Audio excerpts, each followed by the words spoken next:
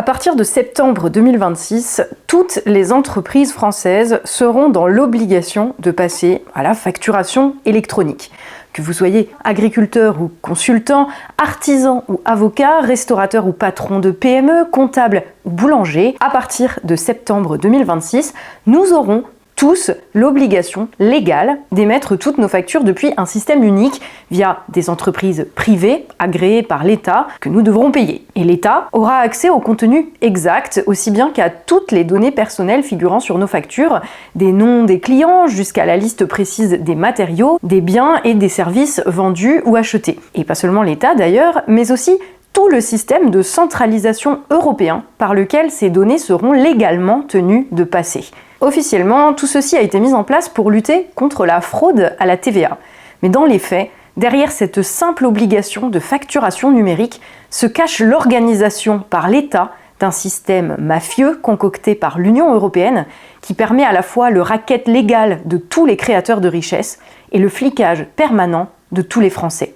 En quelques mots, fin de la vie privée, contrôle fiscal permanent et surtout impossibilité pour quiconque d'être en dehors du système. Dans ce système, une nébuleuse de multinationales, à la fois fournisseurs et clients, de cabinets de conseil à la fois juges et parties, de gouvernements étrangers aux intérêts hostiles et de dirigeants politiques qui nous vendent pour garder leur poste de gouverneur de colonies. Et tout le monde obligé par la loi d'appartenir au réseau et de se transformer en agent de renseignement. C'est le Seigneur des Anneaux qui a fait un petit en 1984. Ça vous paraît délirant ? Bah préparez-vous, parce que tout cela entre en vigueur dès septembre, dans 4 mois. Et le pire, c'est que presque personne n'en a parlé. Bonjour et bienvenue dans la France Libre, je suis Tatiana Ventose et aujourd'hui, croyez-moi, cette histoire de facturation électronique, ça va beaucoup plus loin, mais beaucoup plus loin que tout ce que vous pouvez imaginer. Mais une fois n'est pas coutume, il y a peut-être moyen d'y faire quelque chose. Je vous expliquerai tout ça en fin de vidéo. Reprenons l'histoire au début. Si vous avez une entreprise, une auto-entreprise ou que vous êtes en profession libérale ou indépendante, vous le savez, ça vous inquiète même probablement. Vous avez dû recevoir des courriels de la Direction générale des finances publiques disant qu'à partir de septembre 2026, toutes les entreprises vont devoir passer donc à la facturation électronique. Et tout le monde est concerné, même lorsque vous êtes exempt de TVA, même les petites entreprises et même les auto-entrepreneurs. Toutes les entreprises doivent donc, à partir de septembre, pouvoir recevoir des factures électroniques et à partir de 2027, tout le monde sera obligé de les émettre selon le même procédé. C'est ce qu'on appelle le e-invoicing, e-facturation, enfin e-facturation en français. Par conséquent, à partir de ce moment-là, toutes les factures, qu'elles soient PDF par email ou papier par courrier, eh bien, ne seront plus valables. Et donc, chacune des 8 millions de sociétés ou de personnes en entreprise individuelle en France devront choisir ce qu'on appelle une plateforme de dématérialisation partenaire. Oui, parce qu'on ne pourra pas faire le truc tout seul. Donc on devra choisir parmi une liste de 80 entreprises privées agréées par l'État afin de tout recevoir et de tout envoyer. Donc en ajoutant le coût du service à toutes les charges obligatoires qui pèsent déjà sur l'entreprise, bien sûr, mais si une entreprise ne choisit pas de prestataire, déjà elle est dans l'illégalité. Si elle continue à émettre des factures comme elle l'a toujours fait, elle est aussi dans l'illégalité et l'entreprise risque alors à la fois des amendes ou carrément une perte de sa déductibilité de TVA. En bref, tout le monde est obligé de choisir parmi des intermédiaires désignés par l'État lequel il va engraisser concrètement, simplement pour pouvoir faire quelque chose qu'il faisait avant tout seul, très facilement, et pour le coût d'une feuille de papier ou d'une connexion internet. Oui, ça s'appelle du racket. Et du racket que la plupart des petites structures ne pourront plus se permettre d'encaisser parce que déjà écrasées par la hausse des charges, des cotisations et des taxes. En plus de ça, c'est passé par décret, il n'y a pas eu de débat, il n'y a pas eu de vote de nos représentants au Parlement français, il n'y a pas eu de consultation du public par rapport à cette question. Ça s'est fait tout simplement en transposition de ce qui avait été décidé par l'Union européenne dans le cadre de son agenda 2030. Mais on va en reparler un petit peu plus loin dans cette vidéo. Je tiens à souligner ici que le problème va bien au-delà d'un souci évident de praticité, enfin de complexité plutôt, et de surcoût. Même si déjà Juste pour ça, pour tout un tas de professions type artisan, en entreprise individuelle, ça va engendrer une immense perte de temps et d'argent. Mais dans cette nouvelle obligation, il y a quelque chose qui marque un tournant absolument hallucinant dans le fonctionnement de notre système fiscal et même social. C'est qu'en fait, ce e-invoicing, cette facturation électronique, elle s'accompagne du concept de e-reporting. Il ne s'agit en effet plus d'une simple facturation, mais de rapport électronique. Cela veut dire que chacun des prestataires, chacune des entreprises privées choisies pour transmettre les factures, eh bien, elle devra aussi transmettre, par obligation légale, en plus de chaque facture, le contenu exact en temps réel de la facture à l'État. Et elles feront ça via un serveur qui centralisera toutes les informations qui figurent sur les factures. Donc pas uniquement les totaux de TVA trimestriels, mais tout, dans les moindres détails. Les articles achetés, les prestations exactes facturées, les noms des clients, leurs adresses et les montants exacts pour chacune des prestations. Donc cela inclut, comme je vous le disais, le nom, les adresses ou les numéros de téléphone des clients, aussi bien que la liste exacte des matériaux ou des fournitures, la couleur de la peinture avec laquelle votre artisan va repeindre votre salon, l'épaisseur de la laine de verre pour votre isolation et le nombre de plaques de placo, le nom du produit avec lequel le dératiseur est venu détruire le nid de frelons, quel jour précis vous avez fait ramoner votre cheminée. Enfin, l'État saura en temps réel, précisément et exactement, ce qui se passe chez tout un chacun. Combien de carrelage le carreleur a posé dans votre salle de bain, s'il est bleu ou vert, le jour et l'heure où vous êtes allé consulter éventuellement un avocat, par exemple pour attaquer l'État en justice pour violation de la vie privée. Et l'État possédera ça dans un grand fichier centralisé où tout sera accessible en même temps et au même endroit sur tous les Français, et en premier lieu évidemment ceux qui ont une entreprise, mais pas uniquement, puisque ça inclut aussi leurs clients. Alors on commence à voir le problème, mais on n'a fait qu'en effleurer à peine la surface. Pour bien comprendre à quel point ceci est un basculement majeur dans notre démocratie, je sais même plus si on peut utiliser ce mot-là, on rappellera que jusqu'à maintenant, chaque entreprise déclarait à l'État son chiffre d'affaires et l'État prélevait la TVA en fonction de cela. L'État n'avait pas besoin d'avoir accès aux détails des factures, ni au contenu exact des fournitures, ni aux données personnelles des clients, ni des fournisseurs pour collecter l'impôt.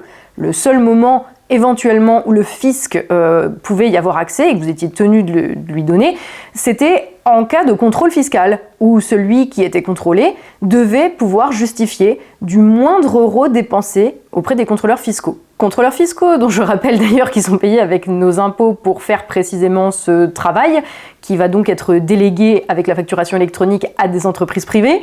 Donc en plus des contrôleurs fiscaux qu'on paye déjà avec nos impôts, on va payer des contrôleurs fiscaux privés, concrètement, c'est ça. Non, parce que ne rêvez pas, ils vont pas baisser les impôts pour autant. Donc désormais, toutes ces données seront automatiquement envoyées au fisc via ces entreprises que nous serons obligés de payer. Ça va des données bancaires aux données de facturation, des détails qui peuvent être intimes ou secrets de tous les services ou toutes les fournitures que vous avez pu acheter. Et ce sera là une obligation légale à laquelle absolument personne ne pourra échapper. Alors officiellement, c'est pour lutter contre la fraude à la TVA et simplifier les choses.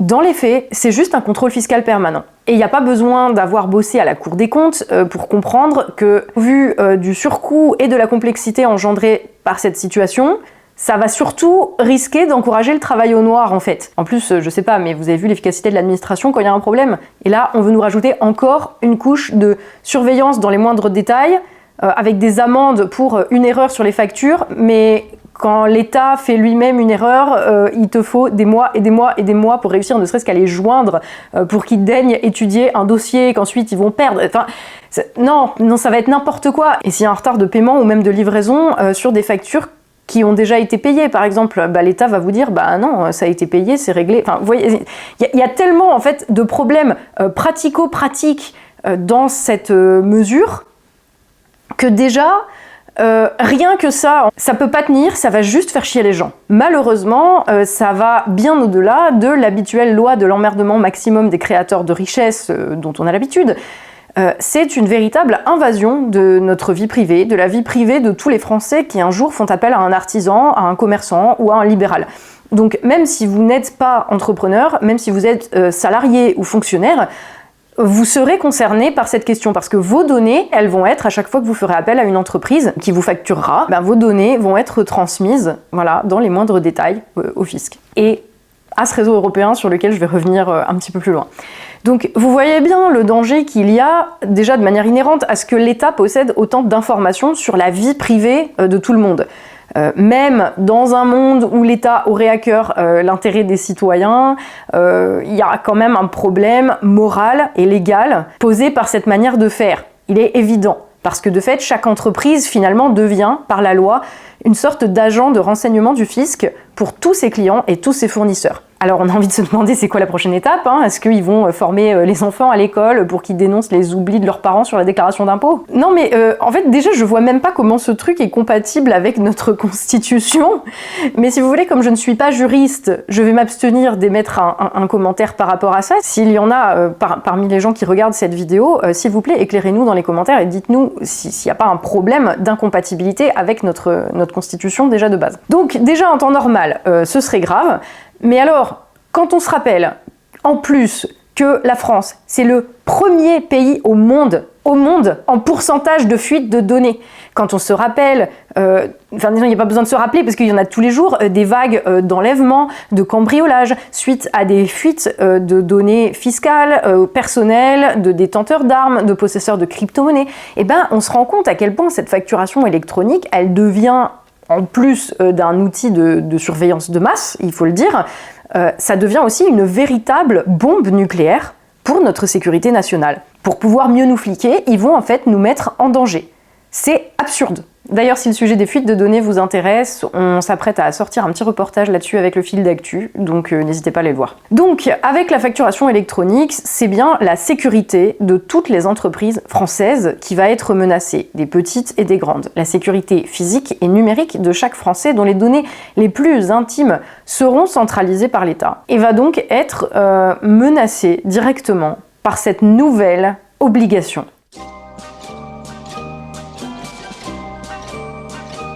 Et si vous pensez que j'exagère, attendez que je vous raconte la suite, parce que là, on n'a même pas commencé à effleurer le quart du scandale. Mais avant d'aller plus loin, je tiens à remercier le sponsor de cette vidéo, vous! Et oui, si cette chaîne existe depuis presque 10 ans maintenant, c'est grâce à votre soutien, vos abonnements, vos commentaires qui permettent de donner de la visibilité déjà à cette chaîne. Mais c'est aussi et surtout grâce au soutien de tous les tipeurs qui permettent de faire vivre cette chaîne en la soutenant financièrement via la plateforme de financement participatif Tipeee. Tipeee, c'est 100% sécurisé, 100% indépendant et 100% français. Et ça vous permet de soutenir vos créateurs préférés, dont j'espère que je fais partie, à hauteur de quelques euros par mois. En ces temps où YouTube a tendance à désabonner automatiquement des gens des diverses chaînes YouTube, où ils mettent en avant les contenus courts, eh bien les créateurs de vidéos un peu plus recherchées, plus longues, qui demandent donc plus de travail, sont désavantagés par l'algorithme. Donc si jamais vous souhaitez soutenir mon travail, n'hésitez pas à le faire via Tipeee, qui en plus n'a toujours pas cédé aux pressions pour faire fermer ma page pour cause de non-conformité à la doxa. Donc merci à eux et merci surtout aux tipeurs, les grands, les petits, les anciens, les nouveaux, les ponctuels et les réguliers. Si vous aussi vous voulez soutenir la chaîne via Tipeee, je vous en dis plus en fin de vidéo. Mais pour le moment, retournons dans cet enfer dystopique dans lequel nous vivons. Parce que derrière tout cela, il n'y a pas seulement un État irresponsable et violeur d'intimité et des copains qu'il veut engraisser. Il y a en fait une énorme machine, un système mafieux organisé par l'Union européenne de manière à racketter les gens légalement. Et dans ce système, on retrouve même des gouvernements étrangers, on va en parler. En fait, l'obligation de facturation électronique, elle s'inscrit dans l'agenda européen. D'ici juillet 2030, l'Union européenne prévoit en effet l'obligation pleine de facturation électronique structurée pour toutes les transactions intracommunautaires B2B, donc business to business, donc toutes les transactions professionnelles, et une harmonisation complète de tous les systèmes nationaux. Ça inclut non seulement la facturation, mais aussi ce dont on parlait tout à l'heure, le reporting, la transmission quasi en temps réel des données des transactions. Et cela d'ici 2035. C'est cela que contenait le paquet dit VIDA. VIDA pour VAT in the Digital Age, donc TVA à l'ère du numérique, adopté par le Parlement européen le 12 février 2025 à une très large majorité. étonnamment large d'ailleurs. Parce que si le Parlement français n'a jamais eu à débattre de cette mesure, et qu'elle est passée dans le dos des Français par décret, et que le gouvernement a simplement en fait pris de l'avance sur ce que l'Europe s'apprête à nous imposer, vous savez qui a eu son mot à dire sur cette question? Nos députés européens. Et le texte a été approuvé sans amendement majeur, en procédure simplifiée, suite à un accord politique au Conseil de l'UE de novembre 2024. Et vous savez qui, parmi nos députés européens, a voté pour? Ben tout le monde. C'est pas compliqué, chez les eurodéputés français, il n'y en a pas un qui a voté contre. Le texte a été adopté avec 589 voix pour, 42 voix contre et 10 abstentions. Parmi les contre et les abstentions, 0 Français.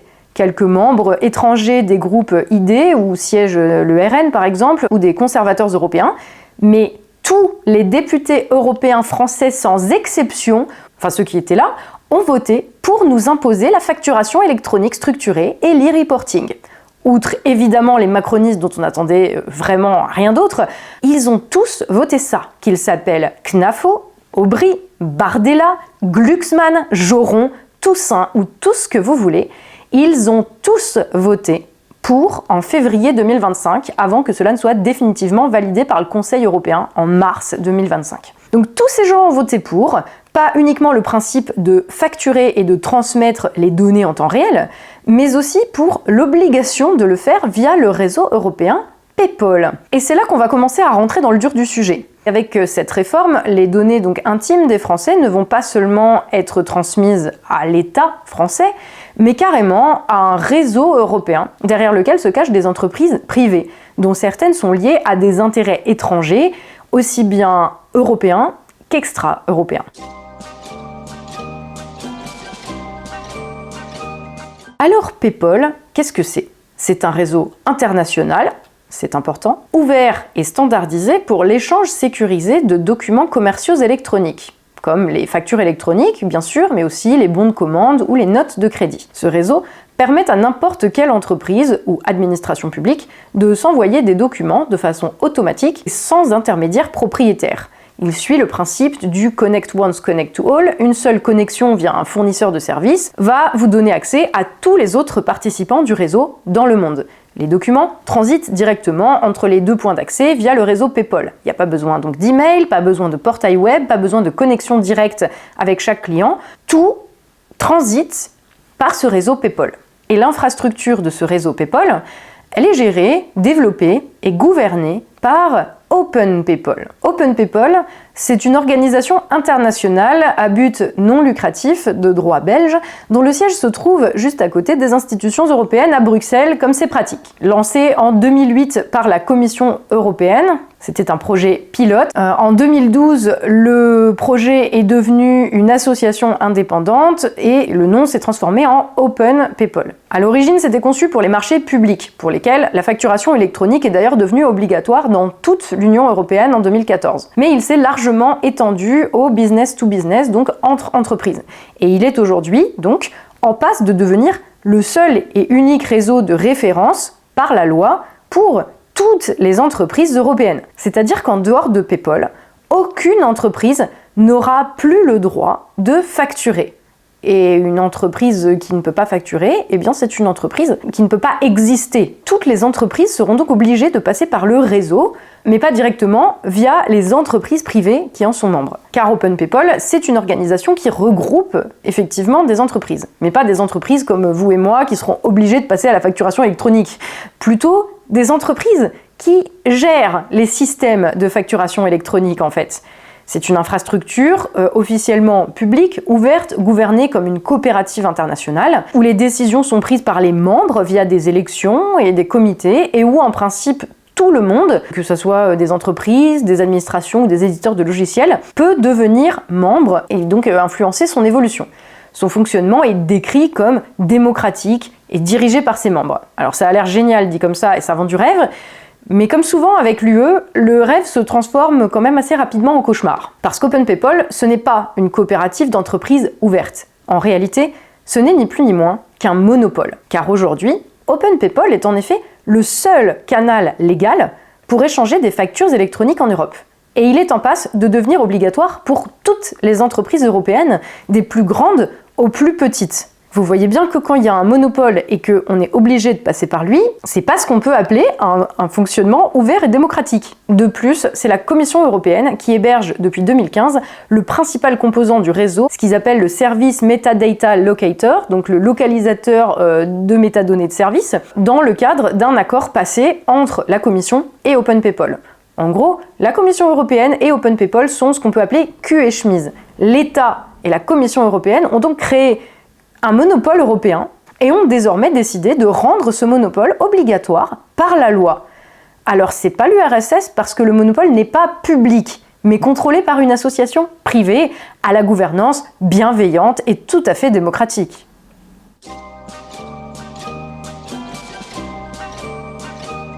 Et là où ça devient bizarre, c'est quand on commence à s'interroger un petit peu plus précisément sur OpenPeople. Déjà, juste le budget de l'entreprise. L'entreprise a un budget déclaré au registre de transparence de l'Union européenne de 2 millions d'euros pour 2024, avec un équivalent temps plein consacré au lobbying de 0,1 emploi. Donc on a un dixième de personnes à temps partiel pour un réseau qui va contrôler les factures de 50 millions d'entreprises européennes. Ça a de quoi interroger à minima. Comment est-ce qu'une entreprise qui dit n'avoir qu'un dixième de lobbyistes, mais dépense quand même 2 millions d'euros à l'année, s'est-elle retrouvée à la tête d'un monopole de fait des factures au niveau européen?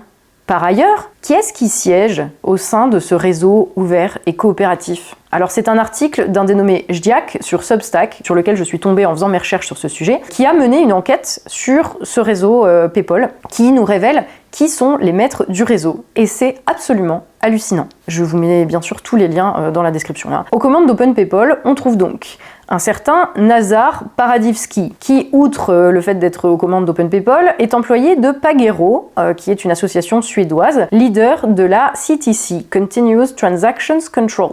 Son LinkedIn nous le dit, il aide les entreprises et les gouvernements à établir des facturations électroniques et à se conformer au contrôle transactionnel continu.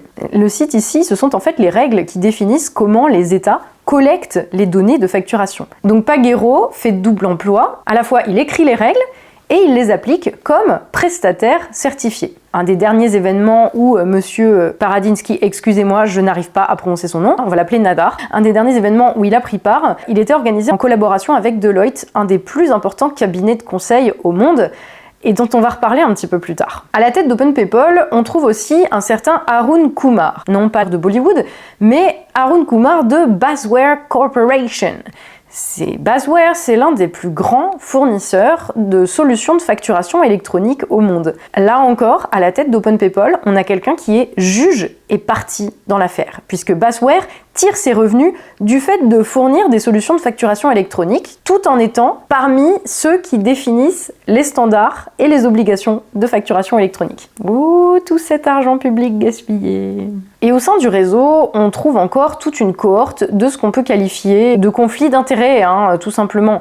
Par exemple, il y a dedans SAP, un géant allemand des progiciels de gestion intégrée, qui a obtenu la validation en tant que plateforme agréée en France en février 2026. Donc vous pourrez payer une entreprise allemande pour faire vos facturations électroniques, qui est membre du réseau OpenPeople et qui donc contribue à la gouvernance d'OpenPeople. Là encore, on a donc un fabricant de solutions devenu un maillon obligatoire de la chaîne de facturation, tout en étant dans le comité décisionnel de PayPal. On trouve aussi bien sûr les 80 entreprises privées françaises qui ont obtenu la certification pour vous faire raquer pour établir vos facturations électroniques. Car je rappelle que vous ne pourrez pas le faire vous-même, vous serez obligé de choisir l'une des boîtes agréées par l'État pour votre plus grand bonheur, et que ces 80 entreprises font aussi partie des décideurs et donc des régulateurs du réseau PayPal. Parmi ce réseau PayPal, on trouve aussi ce que l'on appelle donc les Big Four du consulting, donc PwC, Deloitte, dont je viens de parler, Ernst & Young et KPMG, qui sont donc les plus grosses firmes de cabinets de conseil au monde, qui siègent directement au conseil d'administration PayPal via des filiales, tous membres du réseau. Et eux aussi ont un intérêt qui est évident à participer à ce réseau, puisque chaque nouvelle obligation de conformité, c'est un besoin d'audit ou un besoin de conseil pour les entreprises qui doivent se conformer à la nouvelle loi. Et ces firmes, ces cabinets de conseil employés, ils génèrent alors des milliards d'euros de revenus en conseil. Vous pouvez aller voir, hein, c'est sur leur site, il y en a toute une liste comme ça, et vous prenez chaque entreprise. En fait, de conseils d'administration et de management ouvert et coopératif, on trouve tout simplement une cohorte d'acteurs qui sont à la fois juges et parties dans l'affaire, qui à la fois conseillent, conduisent les audits, fournissent les solutions et gouvernent le réseau qui fournit tout cela aux Européens, qui sont désormais par la loi obligés de passer par lui.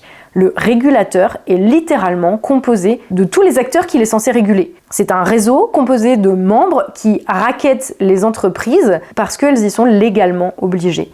L'État et la Commission européenne nous ont donc dépossédés du droit d'établir nos factures, ils nous ont dépossédés du contrôle de notre comptabilité, ils nous ont dépossédés des éventuels secrets commerciaux que les uns et les autres peuvent avoir, pour pouvoir les transférer aux membres de ce monopole qu'est PayPal, qui à la fois centralise nos données, fournit des solutions pour se conformer à la loi, dicte indirectement la loi et se régule lui-même. Et nous sommes obligés de les payer, sinon on est mis à l'amende, voire pire, on n'existe même plus légalement. C'est littéralement le fonctionnement d'une mafia, pardon, d'un cartel, si vous voulez.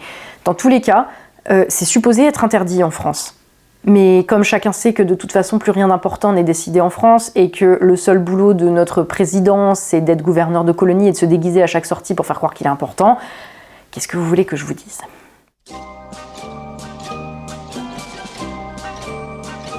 Et il y a pire. Enfin, je sais pas si c'est pire, mais c'est très grave aussi sur un autre plan en tout cas. Parmi les membres d'OpenPayPal, donc disponibles et totalement vérifiables en allant sur leur site, on trouve pêle-mêle la direction fiscale australienne, donc le gouvernement australien, la filiale luxembourgeoise d'Amazon, des entreprises des Émirats Arabes Unis, le ministère des Affaires numériques taïwanais et des dizaines d'entités comme celle-ci qui auront donc accès en temps réel à toutes les données de facturation de toutes les entreprises françaises et européennes. Qu'est-ce que vous croyez que des intérêts concurrents, voire des puissances hostiles, pourraient faire de ces informations ? Et je parlais tout à l'heure de l'enquête de GIAC sur Substack, et elle s'attarde sur une entité nommée Baiwangyun, pareil, pardon pour la prononciation, qui est une filiale de Singapour de Baiwang. Baiwang, c'est une société fondée en 2015 à Pékin, et c'est l'un des fournisseurs officiels du système fiscal chinois, le système de surveillance fiscale du gouvernement chinois. L'autre fournisseur, c'est Beijing WaterTech Information Technology. Bref, l'auteur de l'enquête, quand il a commencé à regarder la structure actionnariale de Baiwang, eh bien, il s'est rendu compte que Beijing WaterTech, en fait, détient presque 10% de Baiwang. Et WaterTech, c'est quoi ? C'est une filiale de la corporation chinoise de la science et de l'industrie de l'aérospatiale. Le CASIC, c'est un conglomérat d'États chinois spécialisé dans, comme son nom l'indique, la défense et l'aérospatiale. Donc pour faire court, on a une entreprise d'État chinoise de défense, donc contrôlée par le PCC, qui détient presque 10% d'une société membre du réseau de facturation électronique européen. Qui trouve ça normal ? Parmi les autres actionnaires significatifs de Baiwang, parce que évidemment c'est pas tout, on trouve aussi Alibaba, qui est fournisseur du système de surveillance fiscale chinois. Donc, comme membre éminent du réseau qui va contrôler toutes les factures européennes, on a une entreprise dont les principaux actionnaires sont des entreprises d'État chinoises, et pas n'importe quelles entreprises d'État, mais qui fournissent des données fiscales au Parti communiste chinois. Alors évidemment, BlackRock aussi en détient 8%, mais bon, comme BlackRock est partout, on va pas s'arrêter dessus outre mesure, sinon on y est encore demain matin. Mais vous pouvez aller vérifier, hein, tout est vraiment sur le site d'OpenPayPal, c'est la transparence.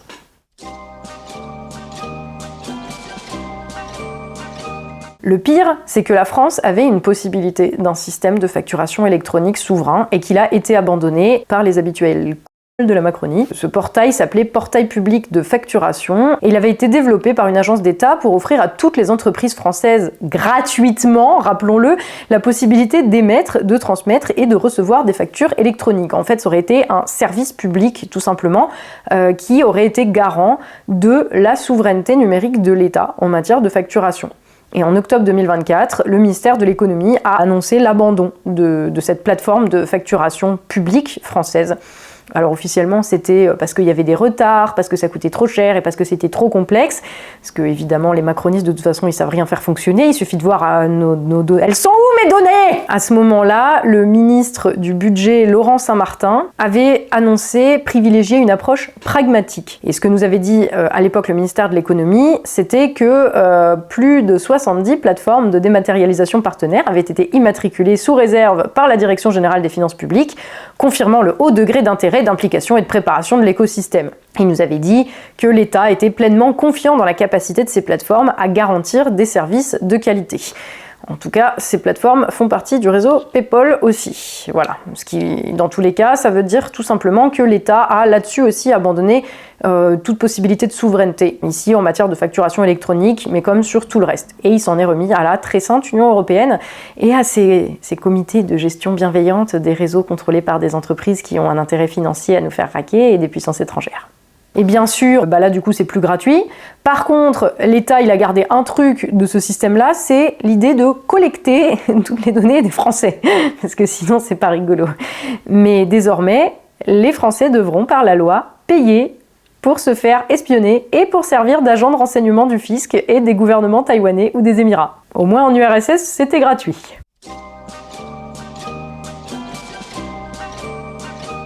Au fond, le but n'est-il pas de nous rassembler tous sous une gouvernance unique d'un cartel de multinationales et d'abandonner toute idée de souveraineté nationale ? On peut aussi bien abandonner l'idée d'avoir une taxation nationale et s'en remettre à la mafia adoubée par nos véritables maîtres de la Commission européenne, ceux qui passent des lois sans nous demander notre avis. D'ailleurs, en juillet 2025, la Direction générale des finances publiques est devenue la France PayPal Authority officielle.